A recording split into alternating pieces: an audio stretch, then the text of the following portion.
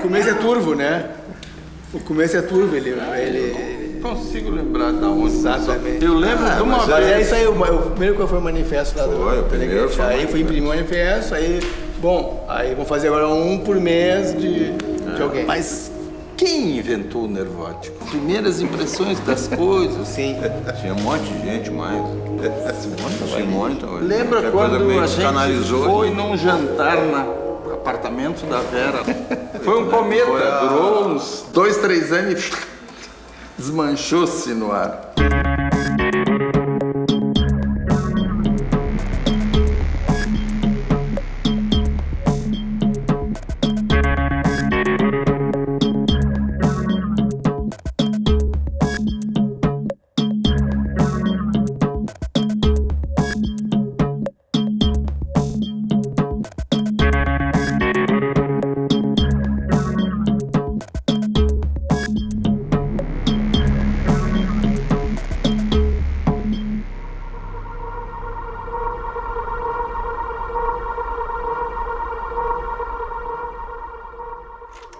Que eu construo um filme que não acaba nunca, que começou desde que eu era guri pequeno, riscando nas paredes do meu quarto, numa casa de madeira, eu desenhava nas paredes. E a minha mãe...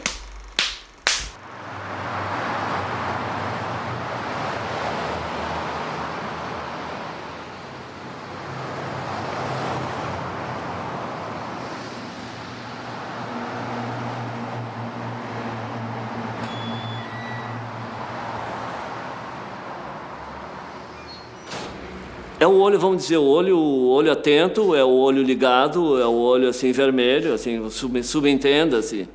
E uma série de outras coisas, mas era assim um nervo óptico, um nervo ligado, um nervo dentro desse contexto que ele estava atuando.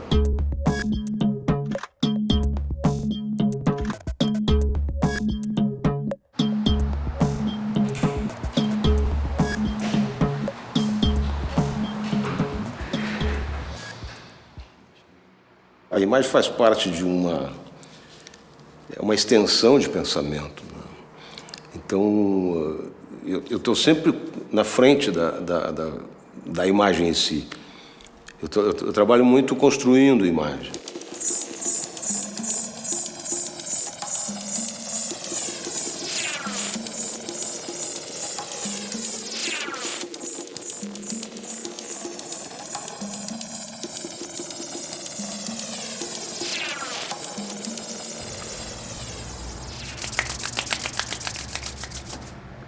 Porque, na verdade, eu estava trabalhando com imagens, com desejos brutos.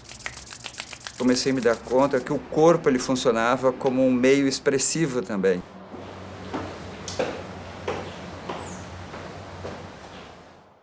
Nós somos, assim, uma visão de que nós somos um grande tubo, né, para onde a vida passa, sabe? Um tubo orgânico, né? Nos alimentamos, crescemos e vivemos e morremos. Já conheço as pedras do caminho e sei também que aqui sozinho eu vou ficar tanto pior. O que é que eu faço? E eu gosto dessa gravura, é uma simplinha, bobinha, mas ela se oferece a possibilidades. E eu acho que viver é mais importante que a arte. Eu faço arte apesar de estar vivo, a partir de estar vivo e porque eu estou vivo.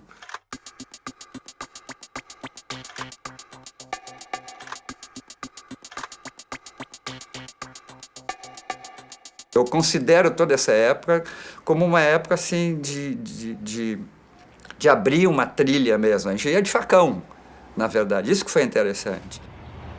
Tem uma performance que foi lá no Instituto de Artes, acho que foi uma das primeiras, foi uma procissão que nós fizemos. E era sério mesmo, aquela não foi brinquedo, não foi uma performance ensaiada. Quando um campo aproxima de outro e migra informações entre eles, isso é a questão dos campos relacionais. Eu pensei, mas isso é muito parecido com o que acontece com a vida. As pessoas se encontram, trocam ideias, trocam informações, né?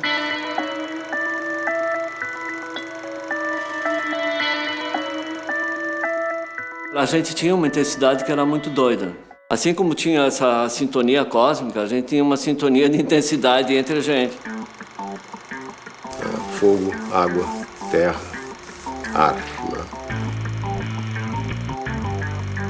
A partir dos anos 68, essas coisas aí, a arte ela passa a ser, ela existe como proposta. Ela, por exemplo, ela não precisa do significado.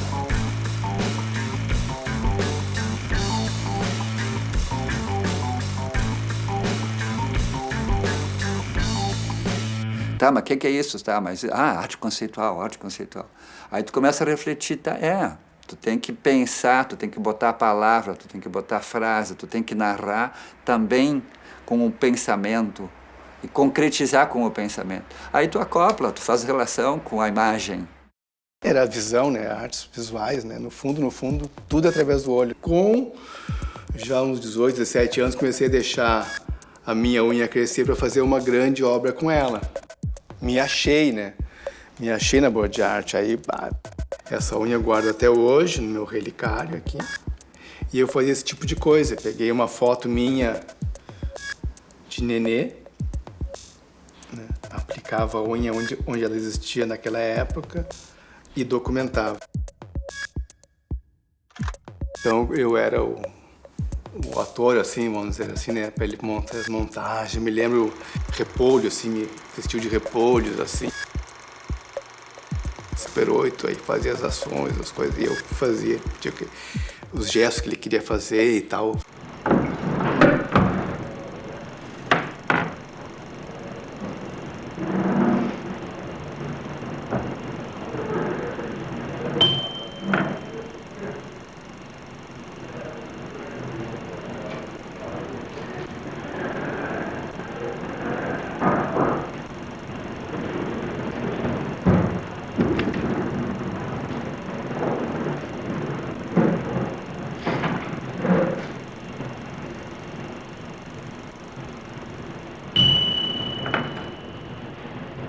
Não era uma coisa tão regional, apesar de ser nós daqui, nós somos daqui, gaúchos, mas essa coisa de ser gaúcho é muito chato, porque restringe sempre a um lugar, uma região geográfica, assim, né, específica, e às vezes as ideias não são, elas são do Brasil, são do mundo, né.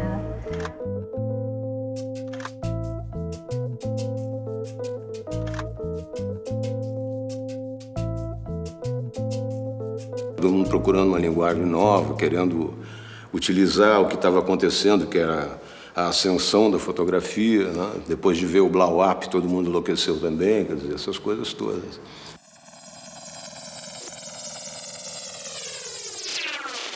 E tinha uma efervescência cultural que estava vindo, que foi pré-68, né? Tinha o Godard, tinha o Fellini, tinha os italianos no cinema. Quando pintou a Janis Joplin e os outros, e os roqueiros, assim, foi assim, uma coisa muito estranha, entende? Foi uma sintonia quase que imediata, não é? Like a Rolling Stone. Eu nasci junto com o rock and roll, não tem como ficar parado. O rock and roll não para, né? Foi em 76, né? Bom, eu já conhecia, assim, aquele movimento que havia no Instituto de Artes, né? E eu estava voltando já de Veneza, e participei da Bienal de Veneza na representação brasileira. A fotografia era a grande mídia para todos, né? Documentar as ações, documentar as ideias, né? E tudo eram objetos ou coisas que a gente fazia, montava, e eram temporários, né? A arte mais temporária.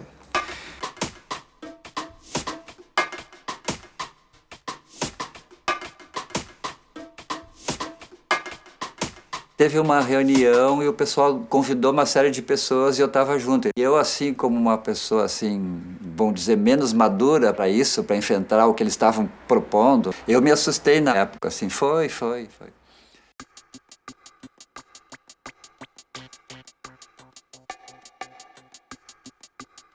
As galerias eram tradicionais, né? Era a gravura, aquelas coisas daquela época.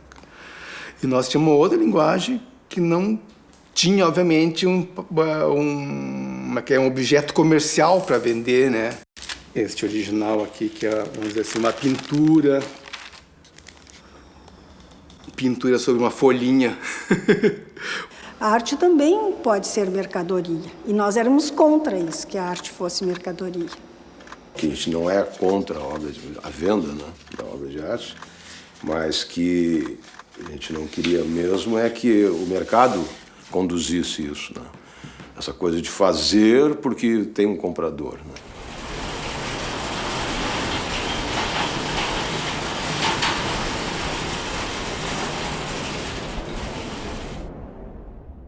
A minha alma eu posso vender, mas só se for bem caro. Na real, esse mercado restrito, ele possibilitou que a gente trabalhasse da nossa maneira.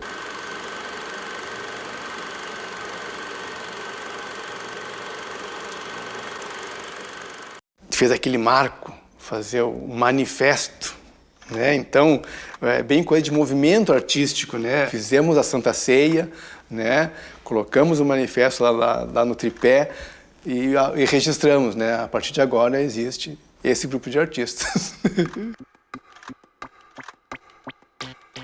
O manifesto era só uma coisa de que a gente não queria se tornar um produto na mão deles. Não queria ser massa de manobra, nem recheio de pastel de ninguém. E a nossa atitude foi provocada porque o governo tinha dado verbas grandes, boas, poupudas, para um grupo de artistas já consagrados e estabelecidos em relação ao mercado. Sabe como é que é, né? A arte gaúcha, o pago gaúcho e todo mundo gaúcho. E o mais engraçado é que veio gente, não só das artes visuais, veio gente da música, do teatro, porque era um momento ainda de ditadura. Então, havia muita repressão no sentido das pessoas se poderem manifestar. Em contraposição a uma ditadura, ele é bem ditatorial, né? As pessoas que assinaram ficaram um pouco marcadas pelo mercado. O que vocês querem? Quando recém começa a haver mercado de arte, vocês fazem esse manifesto contra o mercado.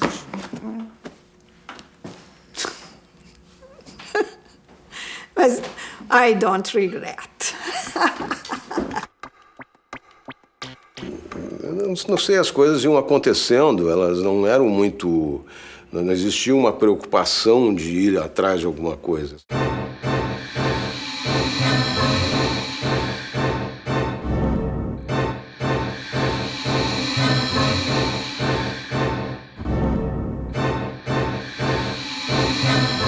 Era uma coisa visceral, ela ia acontecendo, a coisa era em ebulição, não se sabia o que ia dar, jamais se imaginava que isso fosse ser absorvido pelo sistema todo. Eram umas coisas muito sinceras, né? Então acho que o peso disso está exatamente nessa situação, elas eram muito verdadeiras.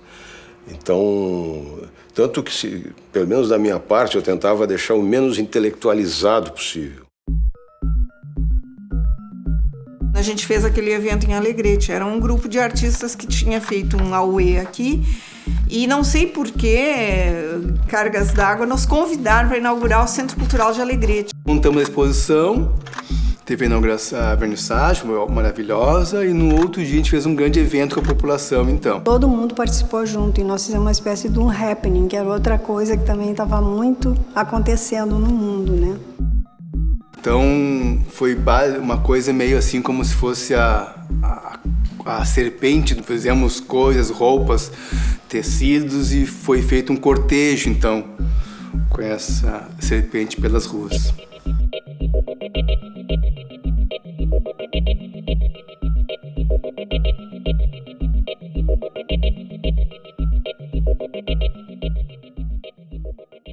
Um tinha uma ideia, outro tinha outra, complementavam, pedia para ajudar. O ajudar é uma contribuição, né? Não é nada, é uma ajuda apenas. Tipo assim, né? Levava uma foto para o estúdio, já fazia uma careta, brincava com ela, acontecia. Então, uma segunda imagem, uma coisa meio metalinguagem, a coisa sobre a coisa. Se tu tá ali, como eu estou sentado aqui, dava uma ideia assim de fazer alguma coisa, bota um pano, bota isso, bota aquilo outro. Então tudo cooperava para se criar determinada coisa, né? Determinado estado de coisa. As palavras explicam. O trabalho ou a obra é.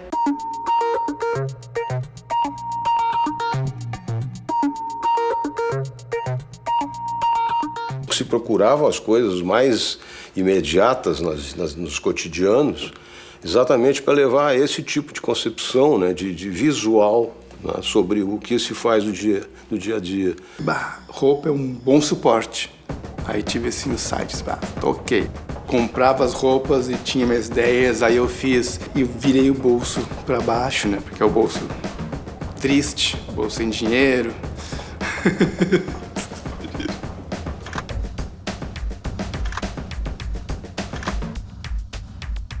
Muita coisa que você fez naquelas sessões criativas, por exemplo, poderiam virar obra se o artista assume aquilo como obra.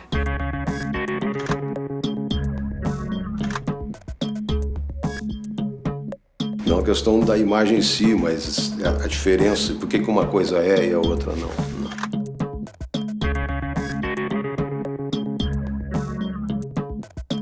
E se colocava isso aí, os cartazetes, como uma obra.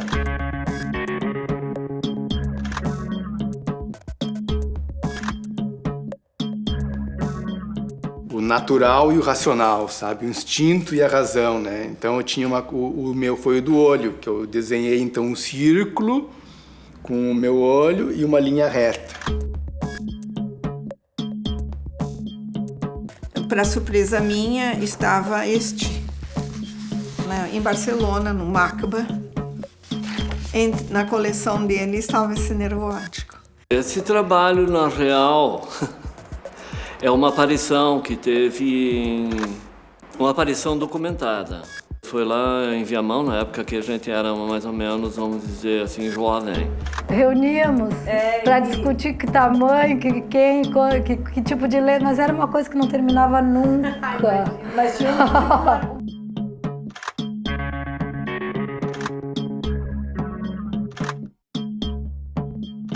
decorrência da fotografia, das ações e da possibilidade da impressão em offset, que possibilitou o aparecimento desse cartazete. Pegava esse folhetim do nervo óptico, botava no correio, mandava para tudo que é museu, tudo que é galeria, críticos de arte, outros artistas. Então disseminava mesmo isso, era a nossa maneira de disseminar.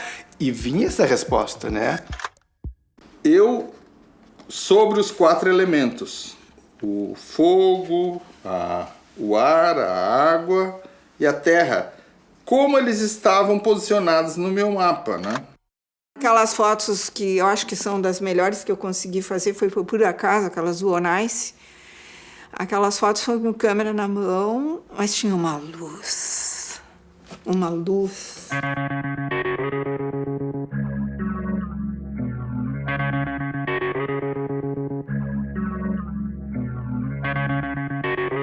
Que eu dizia, são os caras da cidade que não tem muito registro, os caras de rua, os bagaceiros, não sei quem que aparece e tal. E cada um encarnou o que achava que era esse sujeito urbano que não tem nome, nem identidade, nem CPF. Foi interessante a situação, porque isso foi feito no meu estúdio na Garibaldi. A foto desse, também é um coletivo. Porque os outros é um coletivo com trabalhos individuais. Esse é o número 10, ele é um número emblemático. Foi folha dupla e ia ser um encarte lá na Europa e tal. Então a gente caprichou nesse aí, fez uma produção boa.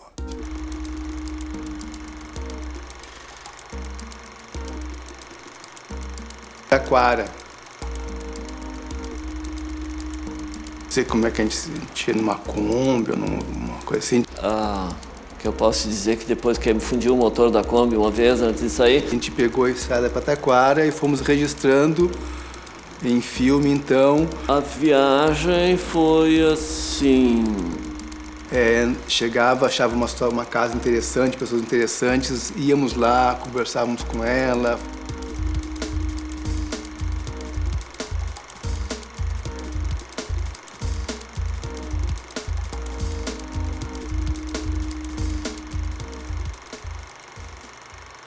colocou a ideia de fazer uma viagem para o interior e entrevistar o que as pessoas assim, mais tinham amor na vida.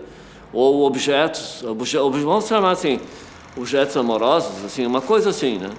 Porque era um filme de entrevistas que se perdeu o som. Então ele ficou muito conceitual, na verdade, porque...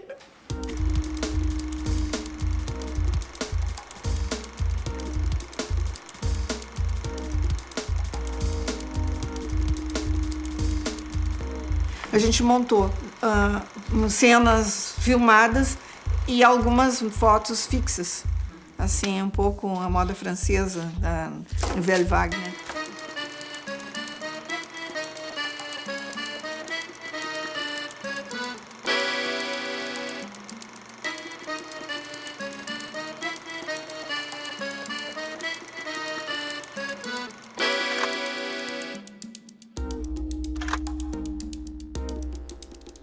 Saiu um artigo do Danúbio, né, Gonçalves, falando, nos chamando de a ótica dos nervosinhos, né? Que ele falou que nós éramos o sarampo das artes plásticas no Rio Grande do Sul, que sarampo é uma coisa de criança que dá logo e vai dar, e depois some e parará, né? Só ele não sabia que a gente ia ficar gravado na história da arte brasileira e talvez até internacional, porque...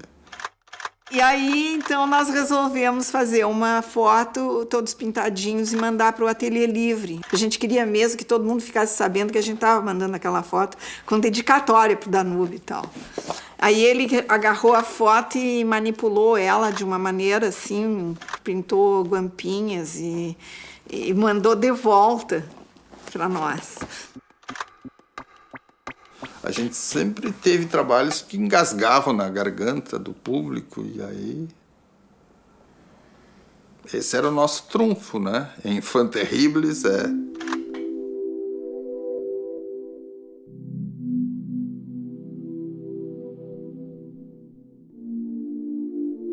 carreiras vão se encaminhando, né? As personalidades vão se acentuando, aí tem um ciclo, né, no trabalho, como toda atividade humana.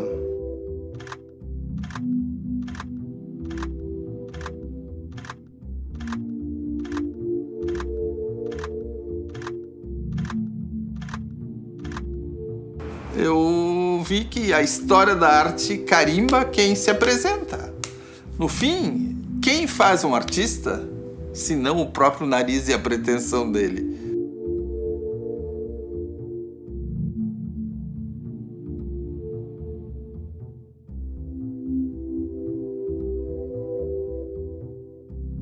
Só consegui depois alguma relação com o mercado de arte mesmo quando eu fui para pintura. Mesmo hoje não tenho mercado, né? Não vendo nada, né?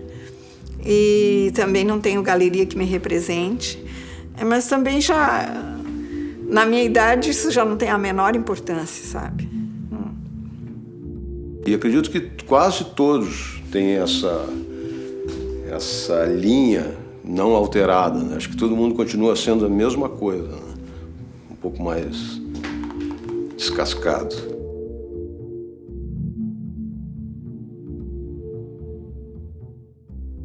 Esse sentimento assim de paz e amor, dessas coisas assim, ainda me bate, é uma coisa assim que me bate, não é só a mim. Desse período assim, eu vejo assim com não com saudades assim, mas como uma coisa assim, importante pro meu eu, pro meu eu, teu eu e o eu dele. Do coletivo nervoótico, eu trago essa permanente lembrança, que a gente escolhe onde quer estar, como quer estar, no lugar que vai estar. Quando eu venho com essa bagageira toda de muambeiro, nunca mudei, é o mesmo cara que sempre catou castinha, coisinhas, e carrega eles pela vida fora, né? Talvez nunca...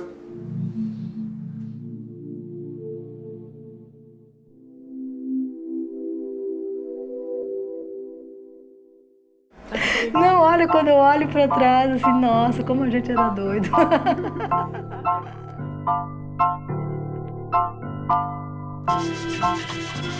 Thank you.